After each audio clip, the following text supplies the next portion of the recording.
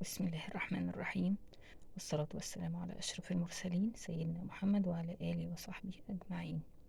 النهاردة هعمل لكم فراخ مشوية في الفرن. أنا عندي هنا 2 حبة طماطم متقطع، و2 حبة بصل مقطع، وعندي البهارات طبعا اللي أنا هستخدمها في الخلطة. عود قرفة، 2 حبة حبهان، معلقة ونص من الفلفل الأسود، 7 بهارات معلقة ونص، توم باودر معلقة ونص، ملح أبيض معلقتين صغيرين من معالق الشاي، بصل باودر معلقة ونص برضو. أنا هضربهم دلوقتي في الكبة.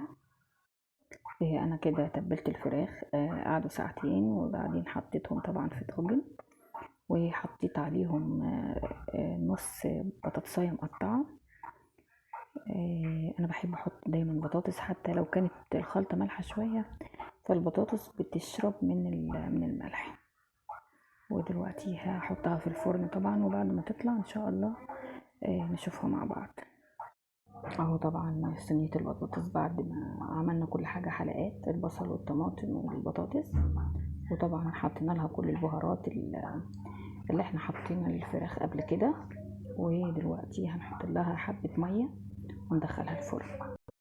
وهنا طبعا بنعمل رز محمر